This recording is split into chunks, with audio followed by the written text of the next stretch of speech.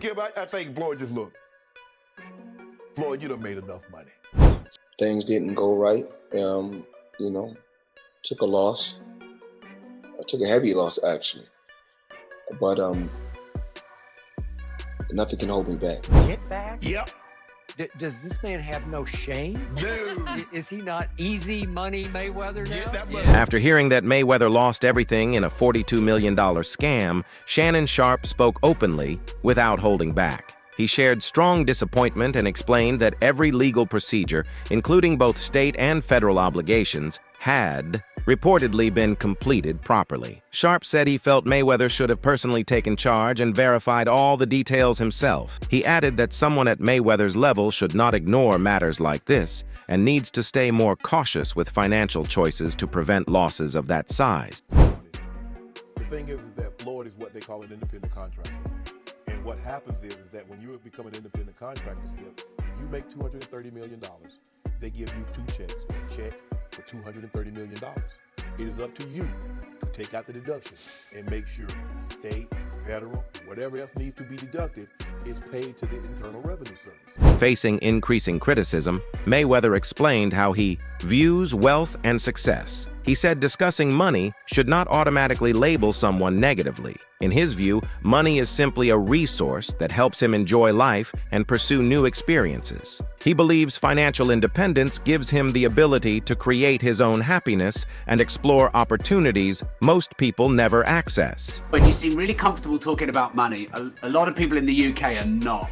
So what are your beliefs around money? Just because I talk about money doesn't make me a bad person. I mean, I like to have the finer things in life. Money don't make me, I make money. I like to feed my family. You know, we can't feed our family just saying I love you. You know, money is able to put us in a position so we can have the finer things in life. So we are able to travel over to the UK and experience and do different things. We're able to travel to Dubai and other countries and have fun and live life and experience different things. So when you're able to make a lot of money, you're able to do those certain things. And for those people that don't have any money, because life is all about having different experiences. Mayweather acknowledged that his approach to business regularly includes taking significant financial risks. He explained that he often directs his earnings into projects that many people struggle to understand. In his view, this style can spark new ideas, but also leads to frequent setbacks. He admitted that around 90% of these investments fail, reflecting a high-stakes mentality focused on pursuing a rare, major return. It was to bring my team as well as my family around the world so they can experience different things. Something you said earlier, Floyd, it really fascinated me. And it gave me an insight that you really learned about money. Is you said in real estate, you got to know what to do on a small scale first. Yes. And then you went big. And is that because you don't want to take massive risk because you want to be smart with your money? Well, like you don't go out there and work extremely hard for so many years and then take every dime you got and just put it into something that you don't know about. Well, a lot of people do, don't they? I mean, and majority of the time you get bad results. 90% of the time you get bad results. Just like boxing.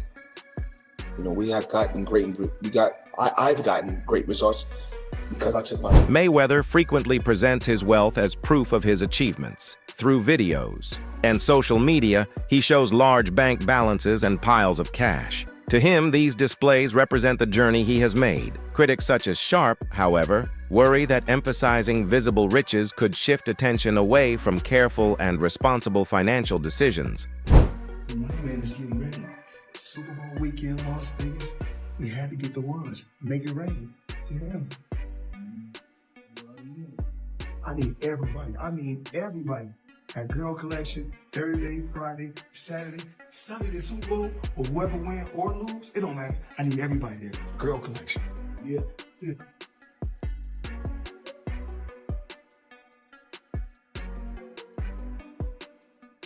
Sharpe went beyond addressing the scam situation and also criticized Mayweather's ongoing exhibition matches. He suggested the pay-per-view sales exist largely because viewers hope to watch him get beaten. According to Sharpe, these events no longer resemble genuine boxing contests. Instead, he compared them to WWE-style entertainment, arguing the performances profit from a legacy losing competitive authenticity. I'm sure he could be 60 years of age and people would still pay per view to watch him box. So the lure is still there. Yeah.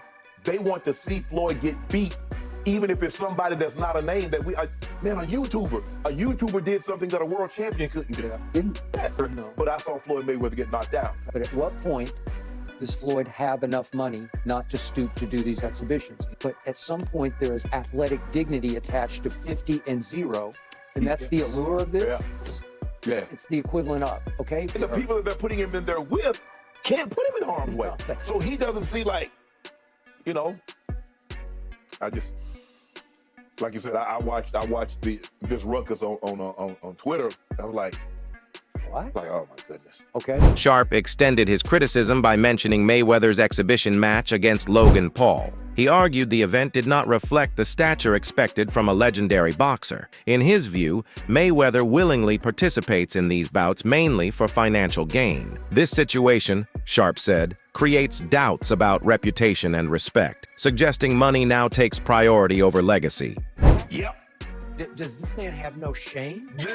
Is he not easy money Mayweather now? Get that money. Yeah, get that money. He'll pick up either 15, 20 mil. He was a highly respected champion. Still He is. dominated the sport. Yes. Greatest defensive fighter ever. And you're going to stoop to this? Yep. It's not even the right Paul. It's not Jake Paul. It's the older We get brother. the brother. We get the brother. He's then. easier. Look, I was like, I started with the moment Nate Robinson hit that canvas face first. Yeah. I'm like, who can we nominate as an athlete to get our get back? I looked at James Johnson. Okay, but it's not Jake. It's the older brother. I want somebody. Somebody? Brandon Marshall, our first things first, Brandon Marshall. Yeah. But I'm gonna tell you who good with their hands, and you might not know, Curtis Martin. So what? And we want our get back. That's what. So what? So you want Curtis Martin to fight Jake Paul? I want him to fight something. We go get our get back. Y'all not finna have bragging rights. This isn't even a fight. This is an exhibition. No, I know what happens. How low can you go? I know you over there. You're like, yeah, we got him. You know, no. We go get our get back. This for the culture. We gotta represent. Money, represent. Represent? Yep, lump him up. You represented against Conor McGregor, and it was a worthy fight. That's It okay, was we can get actually it. a battle. We gonna lump him up. Huh. Yeah, we gonna. As Mayweather turns his attention to real estate, skepticism has grown around his claims. He stated he purchased 1,000 units across 62 buildings in New York, but public records show no ownership transfers. Groups like the NYC Housing Partnership confirm they haven't been notified of any sales, leaving the real estate community questioning whether his statements might be exaggerated. Floyd Mayweather Jr. I mean, we all know him, the tremendous, talented boxer, but people don't realize how smart he is in business, especially real estate. He just did a blockbuster deal, forget about it. Upper Manhattan, 1,000 units, consisting of 60 buildings, affordable housing, $402 million purchase price. The seller, Black Spruce Management. This is going to be a monster, huge deal. Already, a very big portion of it already closed. The remaining portion should be closing the beginning of 2025. This is a guy who believes in long-term wealth, generational wealth. He's heavily involved in skyscrapers. Now he's getting very, very big in affordable housing in Upper Manhattan. Tremendous deal, $402 million. Once again, 1,000 units, 60 buildings. Forget about it, Maron. That's what I'm talking about. That's smart. That's generational wealth, in my opinion. Not financial advice, not a financial planner, but very, very impressed. Floyd Mayweather Jr., not too shabby. V for victory. Reporters investigating Mayweather's real estate claims ran into inconsistencies. A representative insisted the purchases were legitimate but declined to speak on record. During the call, a man identifying as James McNair spoke, though his voice didn't match previous recordings. This strange exchange has intensified doubts about the truth of Mayweather's property holdings. What's the point of buying 62 buildings? You buy a couple. I'm not 62 units, I think, right? No, 62 units could be one building. Yeah, it could be. They got buildings with 90 units and Yeah, it's 100 true. and some units. He has 62 multifamily units. That's what it says. So that's 62 buildings. Like you just said, it's probably So 62 think about buildings. it. Yeah. If he has that, some of the buildings might not be in the best condition. Right. So knock it down and build, or knock, if they're side by side, knock both of them down. Don't renew Right. rents. Let them move out and then build a skyscraper. Right. Or if he makes commercial properties out of some of those. The individual speaking for Mayweather explained that his drive comes from growing up in affordable housing, sparking an interest in rent-controlled properties. He found the idea of earning income while helping the community appealing and reportedly aimed to buy extensively. Critics, however, question whether this heartfelt explanation is being used to excuse unclear or possibly false business claims. He's collecting rent, hustlers.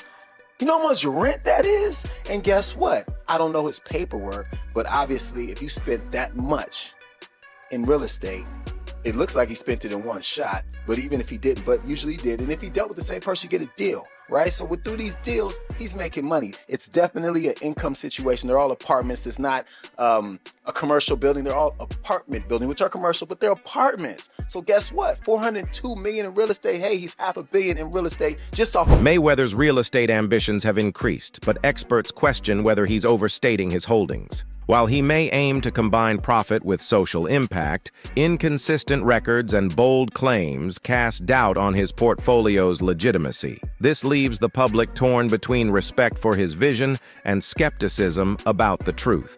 Hey, who said Floyd ain't still out here doing big deals? Money Mayweather just inked a massive $402 million real estate deal in New York City, buying up 60 apartment buildings from Black Spruce Management, the equivalent of 1,000 apartment units. Now, Floyd said the goal is to be able to provide affordable housing to families that need it. Most of the units are located in Upper Manhattan. And he said that when he was a kid, his dream was just to be able to own a home, and that you can achieve anything if you put your mind to it. Damn, Floyd just bought the block. I'm proud of Floyd. He's come a long way. This is a guy who was once seen burning money in a nightclub. He spent $17 million on a watch. Not to pocket watch him, but people looked at him for years like, yo, he wastes a lot of money. Does he ever give back? And now he's providing affordable housing? Damn, Money Mayweather's come a long way. This is a real good look. It shows evolution, it shows maturity. Not to mention, it's always great to see another person of color become a landlord in New York. Well, before today's controversies, Mayweather built his wealth by taking bold chances on himself. He famously risked $750,000 on one of his own fights, a move that launched his entrepreneurial path. Managing his finances on his own, he impressed fans with his independence, though this hands-on strategy also carried the serious risks now coming to light. Floyd Mayweather is the most successful boxer in history with a 50-0 record, and one of the wealthiest athletes of all time with $1 billion in earnings. But I bet you didn't know, it all started with a $750,000 bet on himself. Here's the wild story. In 2006, Floyd Mayweather was 10 years into his boxing career and earning over $5 million per fight. At the time, Mayweather was signed to Bob Arum's Top Rank Boxing promotion, a partnership which saw Arum get 25% of Mayweather's fight purse. But Mayweather wanted more, and in 2006, he turned down $8 million to fight Antonio Margarita and said he deserved $20 million to fight Oscar De La Hoya. Arum wasn't happy and wouldn't pay up, so Mayweather paid the $750,000 exit fee in his contract to leave Top Rank. Mayweather then went on to promote his own fights, earning a percentage of every ticket,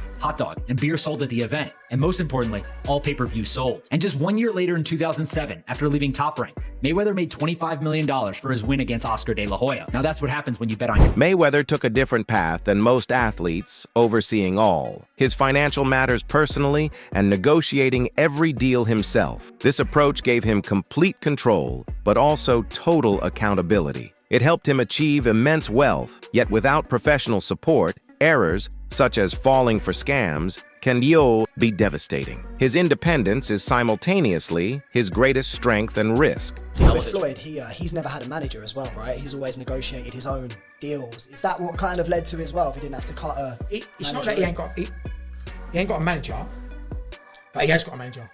So he's can't remember his name now. So he's got a man, an elderly fella that's always with him, and but he does, everything goes through him, everything. Floyd ain't very clever, believe me.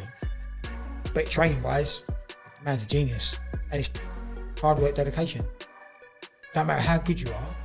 I mean, I am world class as an athlete, but I never trained like the top boys. I just thought, don't worry, because I love a row, I love the fighting. Let's just turn up. Yeah. I mean, but after 3-4 rounds, if I ain't knocked you out, got steam coming out my ass. Mayweather frequently contrasts his rise with today's environment. He explains that gaining influence in his era required relentless effort, unlike now when a single click can reach billions. He believes that struggle made his achievements more meaningful. Critics, however, claim he is relying on past fame while making decisions that risk undermining his legacy. Who was Taylor Swift? Probably Taylor Swift. Yeah. Taylor Swift didn't come up in the same era as me. But I don't know if Taylor Swift can be relevant. We almost 30 I years. was around, but the Floyd effect, the Taylor Swift effect. Yes. Like, you both have maximized and pushed the envelope and really just set the bar for everybody else that's coming after you. You But know in what I'm saying? today's time, there's different. You can push one button and 8 billion people can see it. Yeah. Right. Remember how I got to the top. I had to grind. I had to wrap vehicles, take them across country with my face on it. I go a month straight doing interviews every day from morning to night to build myself. So I come from nothing, but now push a button, push a button, push a button. And all you gotta do is sit back and watch.